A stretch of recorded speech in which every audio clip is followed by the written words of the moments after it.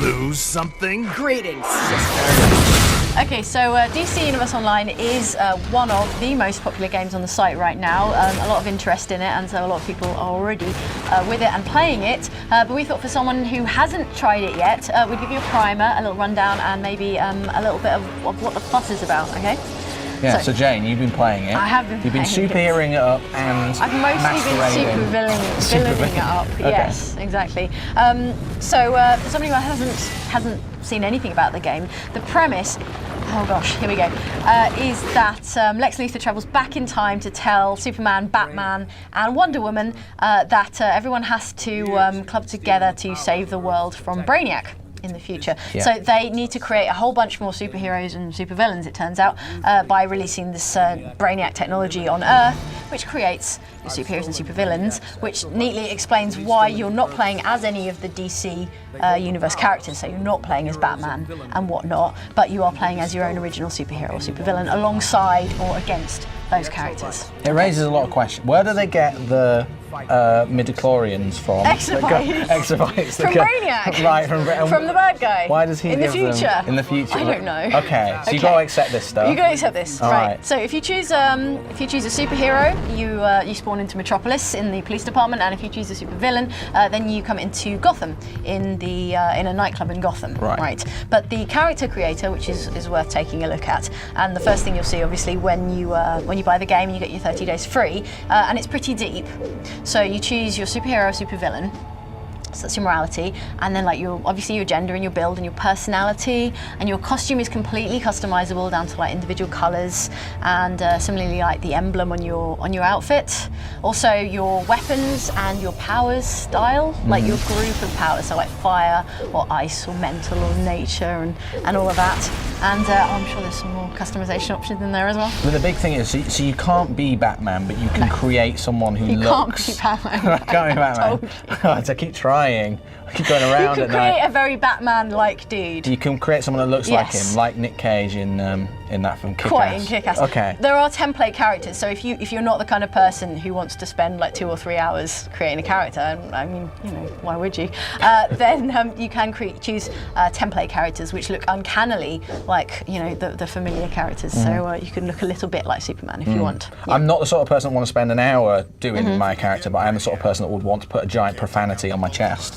Is that going to happen? No. There's a preset group of emblems, so letters and chess pieces, and nice, safe, family-friendly emblems. So moving on from my giant phallic obsession across my chest, what else can you do? You can create powers. What groups of powers can you have? Can you be that comes into the leveling. So you choose your group of powers. So say fire.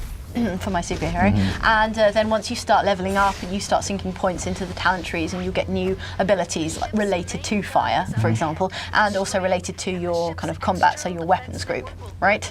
Got it. Okay. Oh, and then there's also personality, which is just a cosmetic option, and it determines what kind of animations you do, in emotes. So, your dance animation can be serious, silly, or flirty, or whatever. You can dance really seriously. It's really serious dancing. Right. I think that is an option, but for the life of me, I'm not sure what that means.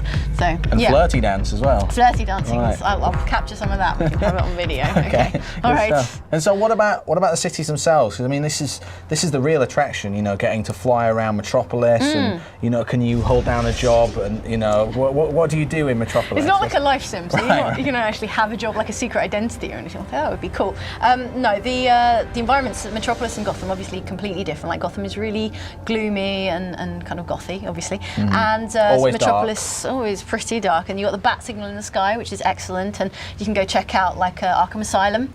In fact, I was quite impressed by how open the city seems to you from the get-go. You're not really kind of controlled in where you go to start off with, although there is a tutorial level on Brainiac's ship to start off with.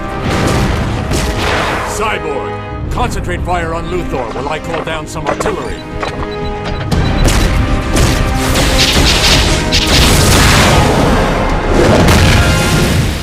Deathstroke. And you were telling me about flying up to the top of the Daily Planet, and then just some super hardcore guy essentially flipping you off the top. Well, like I say, I've been playing a super villain, so I create a superhero just to go check out Metropolis. And so I'm a level 1, and I climb to the top of LexCorp Tower, which I think is probably the tallest building in Metropolis. And that was just level 30. Supervillain up there because I was on a PvP server, player versus player server, and he just kicked my ass. Right. So that was my experience as a superhero.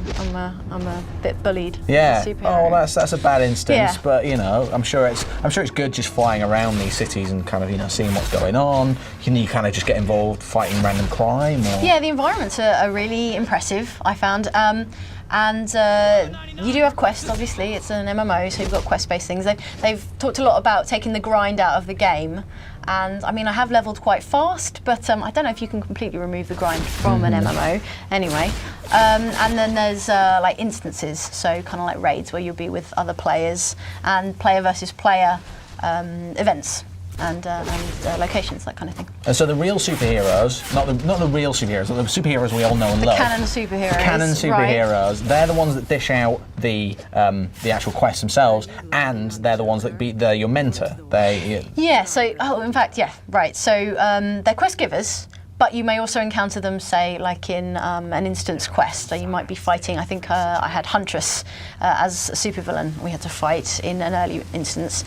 And they are your mentor characters as well. That's probably one of the more interesting options in your character creation, is that you choose a superhero or supervillain to be your kind of guide and mentor character, and they'll communicate with you in the game. So like Superman if you're a superhero, or say the Joker if you're a supervillain. Right, okay. So it sounds like it's pretty good fun. I mean, as someone who's not massively into the MMO scene, is it, it's got a subscription model, you buy the game, it's pretty much the same on PlayStation 3 and PC, but it is going to take you a subscription to keep going with this thing. Yeah, so it's 30 days up front for free and then £10 a month after that.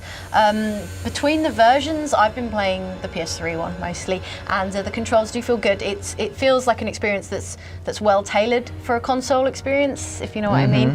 The combat is like this kind of 2-button combos focused thing, and then your special abilities on top of that. So it's quite frantic, I suppose, at times, in a way that your PC-based MMOs traditionally aren't. Right. So yeah. So it's out now. PlayStation 3, PC.